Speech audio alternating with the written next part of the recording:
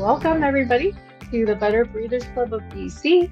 It is sponsored by the BC Lung Foundation and brought to you by Poplar Pulmonary Wellness. We would like to acknowledge that the lands that we are live, work, and play on these days, we're coming at you from the unceded ancestral territories of the Coast Salish peoples, including the lands of the Squamish, Musqueam, and Tsleil-Waututh nations. And if you wanted to pop the lands on which you live, work, and play in the chat, please go ahead. We'd like to see where everyone's joining us from. And we like to create a safe space. So where everyone is free to share their thoughts, values, and opinions and ask questions without fear of judgment. So we thank everyone in advance for creating this safe space. And the information that we provide here is for educational purposes only, and it does not substitute professional medical advice from your healthcare provider. And we would like to highlight a more recent program that is starting up in the Lower Mainland. It's an in-person program, and it is the Better Breathers Pickleball Program. It is fully sponsored by the BC Lung Foundation. It is hosted at IPOP, the Inclusive Place of Pickleball, and the instructors are respiratory therapists brought to you by Poplar Pulmonary Wellness, as well as IPOP pickleball coaches. So if you're interested in that, please don't hesitate to reach out to us. It is in person in Burnaby, twice a month. And if you're looking for more, you'd like to connect with a registered respiratory therapist or certified respiratory educator, we offer a free 15-minute welcome phone call. So please do give us a phone call or an email if you're interested in that, and we can help develop personalized respiratory care plans and access to respiratory experts. And without further ado, I will introduce our speaker for the session today, who is Prem Gandara, who works for the BC Lung Foundation. And Prem is a health initiatives coordinator. He works mainly on the organization's air quality programming. He is a graduate from Simon Fraser University's Health Sciences program, where he led a province-wide air quality campaign to bring tools and resources to communities most impacted by wildfire smoke. So wildfire smoke is harmful to health, particularly for people with existing respiratory and cardiovascular conditions. So Prem is going to be talking about how to stay safe indoors, not only during wildfire season, but all the year through. So here is Prem. I will hand over to his slideshow here. Thanks for joining us, Prem. Thank you, Tina, and thanks for that great introduction. Hi, everybody. It is so nice to meet you all. Like Tina said, my name is Prem. I'm a health initiatives coordinator at the BC Lung Foundation. I've been working here for about a year, and before that, I was at Simon Fraser University as a research coordinator. Um, and yeah, like she said, a lot of my research revolved around climate change and air quality, and specifically indoor air quality now in a changing climate. So, we will start our presentation. No, that is good. That is good. Thanks, Tina. Okay. So we've been seeing wildfires in the headlines a lot more often. These headlines are from 2023. So this was when I was first starting this project, um, my research, I should say, on air quality. And while wildfires are locally very destructive, the smoke from wildfires can travel thousands of kilometers away. So in 2023, there's this new study that came out that actually attributed 83,000 deaths globally from wildfire smoke exposure, whether it was acute, so short-term effects that led to deaths, or chronic exposure. So people were repeatedly exposed, and that led to their deaths. At this time, each year in Canada, there's about 3,000 deaths related to the exposure from wildfire smoke. So it is a very large burden that's only going to increase over time. And go to the next slide. So this is a really good slide that shows trends over time. So I saw this in a CBC article really recently. So this is the number of smoke hours in Calgary. You can see from about 1955 to 2025, the increasing trend in the number of hours of exposure that we're facing to wildfire smoke. And these trends are similar across the country. especially if you're in northern or rural communities, your exposure is even higher. The northeast of BC is the most hard hit. Some of those places have wildfire smoke exposure from months at a time, up to 3 months worth of exposure to wildfire smoke. And the trends are looking like that's only going to increase. Um, and before I move on, actually, I should say I don't want this to be a lecture. So if people have comments or questions at any time, feel free to like pop it in the chat, or you can even unmute and speak. Um, so, I mean, everybody here is from BC, so I'm sure some of you are in the interior or in the north, and you experience this on an annual basis. So, I mean, I don't want to. If you have your own experiences to share, please go ahead. Um, but yeah, so Yeah. a lot of this is. Oh, sorry, go ahead, team. Oh, sure. I was just going to say, did you want to get a quick idea where people are from? Just Yeah, to, yeah, that'd be great. Yeah. if anyone wants to pop it in the chat or just sort of mention where you're from. Last week, Yeah. actually, my team was actually in Oliver and Penticton and Caramias doing some air quality education. Richmond, I grew up in Richmond. The air quality is actually pretty good there. So, Nice. It's Freya, the ocean breeze that helps, eh? yeah, yeah, the coastal and the westerly wind. Yeah. Ladysmith, okay, on the island. Trail, Chilliwack, yeah, Chilliwack's. There's a lot of wildfire smoke actually. And we have Over one from Edmonton. Edmonton. Okay, last year was I know it wasn't great, I believe, or maybe it was the year before. Okay, yeah, so No. we Yeah. got a pretty diverse group here. Yeah. So yeah, anyways, I was mentioning climate change and is leading to drier conditions that make it more prone for wildfire smoke. And actually, it's really interesting. I was at a conference and they brought up this really good point that over the last 100 years or so, we've kind of shifted to this mindset where we want to put out every single fire that occurs. And what happens is we've created so much fuel for the wildfires to combust to spread because we put out wildfires so fast that when the conditions are right, they explode because there's so much fuel for them to grow over time. And so we've kind of gotten to this point where there's so much fuel and the conditions are so dry that wildfires spread so much faster. So anyways, that's just for some context. And we'll go to the next slide now. So why is this an issue? What's in wildfire smoke? Wildfire smoke is made up of a complex mixture of gases and PM 2.5 or particulate matter. And this is a really good diagram that shows just how small PM 2.5 is. So this is a strand of hair beside some beach sand, and PM 2.5 would be just those little molecules in that strand of hair. So it's so small that you can't make it out with your eye. And this is dangerous because they're able to travel so deep into your lungs that they actually get into your bloodstream. And this is when we have inflammatory effects that affect, your lungs, your respiratory system, your cardiovascular system. Um, and unfortunately, these effects are more profound because wildfire smoke tends to be more harmful than other sources of traffic pollution. Zombie fires. Yeah, actually, that's interesting you mentioned that, Teresa. There was a fire that for the first time lasted 3 winters or 3 years. So it continued to burn over the winter, which is really interesting. So that was the first time that there had been that instance in recent memory. Where was that? It was in the north, somewhere north in BC. I can't remember exactly where, but yeah. Um, so wildfire smoke is actually more harmful than other sources of pollution because when there is wildfires, there's different things that can be burnt. Sometimes it's buildings, sometimes it's cars, sometimes there's metals in the soil that are lifted into the air and mix into the wildfire smoke that make that more harmful than your other sources of pollution, which is usually like traffic pollution or road dust or things like that. We'll go to the next slide. So health impacts. Who's the most at risk from this? So typically it's older adults, people with lung, heart, or autoimmune conditions, things like diabetes that people don't automatically think would make somebody more at risk, but your body is at risk of higher impact because your body is autoimmune. It's in that higher state of sensitivity.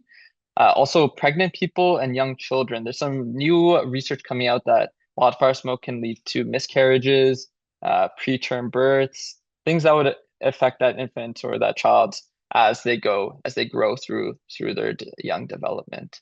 So it's really important for these groups, especially to take precaution when there is wildfire smoke. I'll go to the next slide. So how do we know when the air quality is poor? So the measurement tool in Canada, it's called the AQHI. It stands for the Air Quality Health Index. It's on a scale of 1 to 10 plus, 10 being the worst and 1 being the lowest. Um, they've got it color coded, so it's easier to understand. Of course, if it's 1 to 3 and it's blue, you're good. If it starts to get into the yellow to 4 to 6 range for the people that are at risk. This means that you should really start to take notes of your symptoms. If you're noticing that you're coughing or it's harder to breathe, that you check the air quality, especially in that case. My recommendation would be to check every single day. But once you start getting into that 4 range, that's really when you should start to take notice. And so, where do we find the AQHI? And Tina's going to help me on the next slide.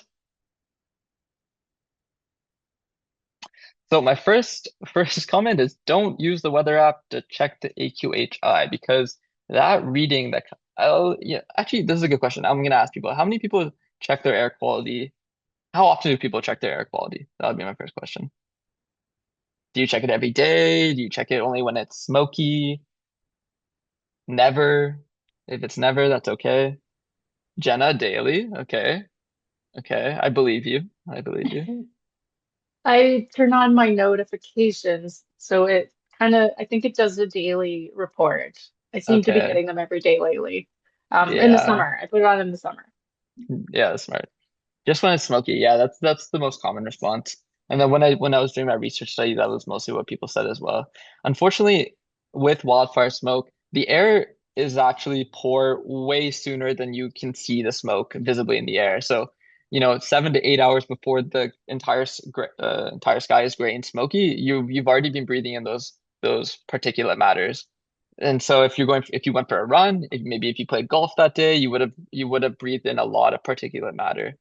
So it's actually good, yeah, daily. Good job, Jeannie. Daily and before exterior. Yeah, that's good. Yeah, so I would make it a part of your daily routine to check the air quality in the morning, especially in the summer. Um, some of you might have heard of Carter's project, which is one project that I work on at the BC Lung Foundation. It's called Carter's project because a few years ago in 2023, a young boy named Carter passed away from an asthma attack that was exacerbated by wildfire smoke. And the short version of the story is that um, his family checked the AQHI in the morning and it said it was okay. They checked the weather app, so it wasn't as accurate first off. And the sky was clear. But what they didn't know is that the air quality was actually poor, that they just couldn't see it yet, and that the AQHI that they were reading on their weather app wasn't accurate. So there's just some things that you need to take into account that aren't common knowledge. So it's okay if this wasn't something that you knew beforehand because it's not really explained very clearly. So it's a good thing to know. Don't only check the air quality when you see smoke because it's already too late, and don't use your weather app. And so now you're going to ask me, okay, where should I go look? So our recommendation is to use this website called iqair.com. And what the reason why is for a couple of reasons. So I've got some screenshots here. The one on top is actually a map. So I just looked up the air quality in Vancouver, and they've actually got sensors all over the city that will show you more localized, accurate data to where you live. So, for example, on the weather app, when you just go on your iPhone and you click on the weather, that station could be 100 kilometers away from where you are, especially if you're in a smaller town. So when you go to IQ Air, you can see exactly the distance to where you're getting that reading from. And the website's also good because it'll tell you what actions you should take. So, for example, right here it said my air quality was good yesterday when I was making this presentation. So it'll tell me that I can take my regular activities for the day. But if it was moderate, for example, if it was yellow, it would start telling me, well, if you're an at-risk group, you should make sure your windows are closed, watch for symptoms, things like that. If it's in the red, that means you would definitely want to stay inside. You would want to make sure your windows and doors are closed. Um, and I'm getting ahead of myself because that's actually on the next slide, I think. So Tina's going to help me get to the next slide. Thank you. Okay, so I have the slide here for a couple of reasons. First, if anybody's like an engineer or like a really smart scientist, and I was like, I'll just throw in some numbers because honestly, this is a kind of a complex graphic, but it shows a lot. So when there is wildfire smoke in the air, health authorities recommend that you stay inside, which is great. Unfortunately, that only does that only helps you partially because the reality is that about 80% of outdoor air is coming indoors. So you're still getting a lot of that poor outdoor air quality coming inside, and that could either be through like cracks in your like in your foundation or leak like windows or doors that aren't properly sealed. Maybe you left the door open for a bit, but on average, about 80% of the outdoor air is coming indoors. So then what do you do next? So if you're inside and it's still poor air quality, well, you should probably get an air cleaner. So there's lots of different air cleaners that exist. It's good to make sure that the one you get is for the right space. So when you buy an air cleaner, it'll usually tell you the square footage. It'll say, usually 150 to 300 square feet. It's just important to make sure that you don't get a really small air cleaner for a really big space. So just you want to make sure that the square footage is right. And then you're gonna ask me, okay, well, I can't really afford an air cleaner. Those are really expensive. So then Tina's gonna help me get to the next slide. And there's a few other options for you. So this is another project that I've worked on at BC Lung. It's called a DIY air cleaner. It's made with some parts that you can get at pretty much any hardware store. If people are interested in making these, you can email me later, or Tina or Jenna can pop in a link to our website where we have lots of great instructions. Has somebody made one before? Maybe if you've made one, you can pop it in the chat. Very simple. So the one on the left is usually the one we make at different workshops that we do. All it is, it's a box fan, Alaska box fan, a MERV 13 filter, which has the capacity to filter out. Thanks. Yeah, okay, Alan's got one, and it works really good. That's good. So it has the capacity to filter out wildfire smoke, the PM 2.5. There's MERV 8s, I think there's MERV 6s. Those are only really good for large particles that would come from like dust, for example. They're not fine enough to catch the wildfire smoke, the PM 2.5. So if you want to make one, I would get a MERV 13 filter, a box fan, preferably Lasco, because it needs enough wattage to have enough power to pull the air through the filter, and some duct tape. And so Jenna's popped the link to the instructions there. So if you're interested, you can go and look. The one on the right is almost the exact same as the one on the left. It's for a larger space. So the one on the left is good for about a bedroom size. The one on the right is like a gymnasium size. Yeah, that's probably like 1,500 square feet you could do with that. So if you've got the space, you can build a big one.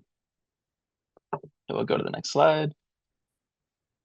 And so we've talked about wildfire smoke and how that can have an impact on your indoor air quality. And the slide has a few other sources of outdoor air pollution that you need to take into account. So there's vehicle exhaust, especially if you live close to a main road. It's important that you keep a good air quality and take that into account. For example, like we don't have wildfires really in US, but I live right next to a really busy road. Will this link be in the recorded video? I don't know, actually. I think Jenna or Tina might know. For example, so I live right next to a busy road. So the air cleaner I use, it gets dirty really fast. And that's not because of wildfire smoke, it's because of the diesel exhaust that's coming from cars and the traffic pollution. And there's lots of different particulates and gases that are emitted from vehicles that can impact your health. And so yeah, we're good.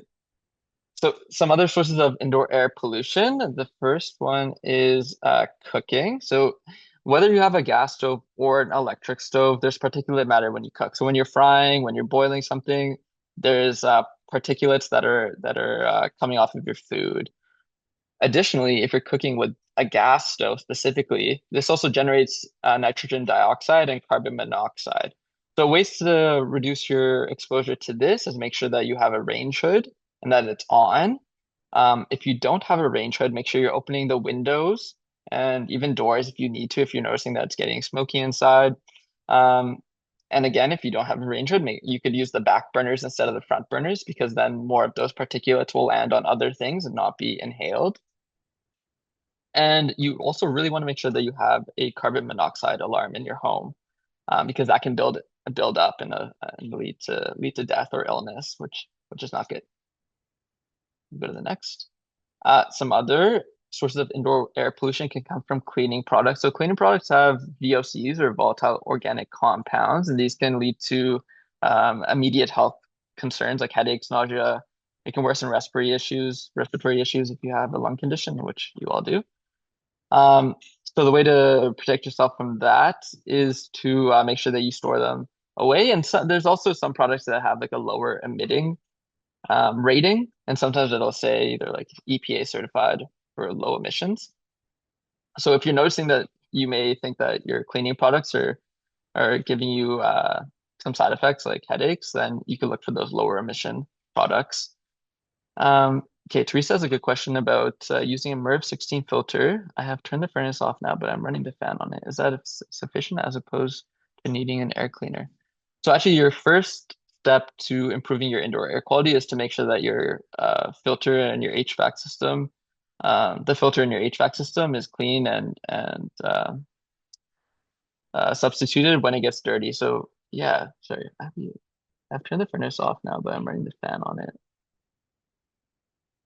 Yeah, so if you put a MERV 16 filter in your furnace, that should definitely improve your indoor air quality. And you may not even need an air cleaner if you don't notice poor air quality. And the other thing I'll say actually that reminds me, so when you do have wildfire smoke outside, you want to go to your HVAC system and you want to turn off the outdoor intake so that you're not pulling the dirty air from outside indoors. So there's usually like a button or a switch that you can hit to turn off the outdoor air intake. That reminds me. Thanks. 18, we'll go to the next slide. Wood stoves. So wood stoves are a um, significant contributor to poor indoor air quality. How many of you have a wood stove in your home?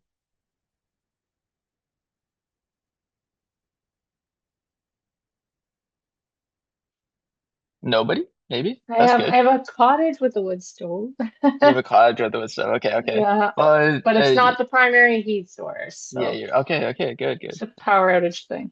Yeah, so wood stoves, like wildfire smoke, have similar contaminants. They also have particulate matter, carbon monoxide, VOCs, which can worsen your respiratory systems. Um, in many parts of BC, wood stoves are the primary source of heating, and I totally understand that. So there's ways that you can make sure that you're reducing your exposure. So, choosing a low emission stove that's certified by in Canada, it's the CSA, or if you have one from the US, it might be the EPA. Making sure that you have it inspected annually, and making sure that you're not, burning garbage, burning wet wood. You want to use dry seasoned wood. Um, if you take those steps, it'll reduce your exposure. In some communities, there's programs where you can swap out your wood stove for um, usually it's a heat pump. It wouldn't be a gas stove because gas stoves can cause other health issues. But there's programs where you can switch to a heat pump, and maybe I'll send a link to Tina and Jenna afterwards that they can forward to you if you're interested. Radon. Okay, so if anybody has tested their house for radon, feel free to pop that in the chat as well. But so radon is another big issue that I work on at the BC Lung Foundation. It's a colorless, odorless gas that's found in all homes. It's the second leading cause of lung cancer in Canada, and it's the leading cause for non-smokers. It's relatively still unknown, but it does cause 3,200 annual deaths every year. Um, from lung cancer development. And so we have different programs in BC to help people test their homes. If you should check in with your local libraries. They have short-term detectors that you can use to test your home. Um, there's long-term detectors that we sell at the BC Lung Foundation. Um, but yeah, so I don't think, and nobody put it in the chat, so I don't think anybody's tested their home. I would really recommend testing your homes, especially if you're in the interior, because many communities have a high proportion of homes that have high levels of radon. Um, and if you do have high levels, then there's mitigators. There's lots of different steps you can take to reduce your exposure. But we recommend that every home test their house for radon. Are older homes more likely to have radon? Yeah, it depends on the foundation of your home. So the more radon is naturally occurring in the soil and it seeps into your home that way. So if you have, if there's vents, if there's cracks in your foundation, if you have like plumbing, that lets the gas kind of filter into your house and build up over time, it would be more likely to have radon. Newer houses, especially if they were built in the last couple of years, they would have radon traps to mitigate this or to prevent this from happening.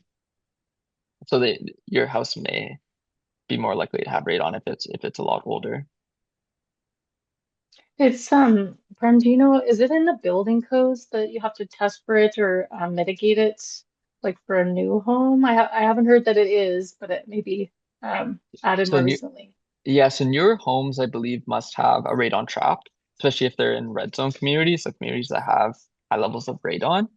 Um, but right now, there's no legislation for people to have like mandatory testing, for example. There's voluntary testing if you're selling a house. You just have to pick a box that says, I have tested my house or I have not tested my house, so that the new owners know whether they should test or not. Sometimes it's part of the inspection process. An inspector will test the home before the buyer moves in, but it's not mandatory. Cool, thank you. Yeah. So thank you. I wanted to just give a quick snapshot of some of the different uh, exposures that people can have that can impact your indoor air quality. If you have any questions, you can reach out to my email there. It's will also be in the chat, maybe. I'll type in the chat. Yep, Jenna will But pop it in but there. feel free to reach out at any time. We have lots of different programs that run throughout the province. We may be hosting a town hall or visiting like an elementary school near you to put up either those those air quality centers that I showed in the IQ Air. The BC Lung Foundation actually goes to different communities around the province that don't have those sensors, and we yeah, thanks, Jenna. We distribute those around the province to help people know what their air quality is in their community. And Thanks. then when you're looking at the app, you can see how close those monitors are to you. Exactly. Yeah. So if Yeah. I had one piece of homework for everybody today would be to go to the IQ Air website and check where your closest air quality monitor is. Awesome. We're gonna just wrap up for the recording portion and then we'll carry on with our discussion. So if you're interested in catching our last Better Breeders of this season, we'll start back up in September. But the last one is on June 10th, Wednesday, June 10th at 2 p.m. And that's going to be a fun one. We're going to have some online games and whatnot. So please do come out, connect with the respiratory community. Bring your questions, bring your ideas. Always looking for suggestions as we plan out the next season of these talks. So coming out to the next session or give us an email would be a great way to do that. So thank you, Prem. I will pause the recording here and then we'll carry on our discussion where people can share their stories and experiences and questions. So thanks everyone for joining us. If you're joining us online, and all of those links that were in the chat will be below in the video recording as well.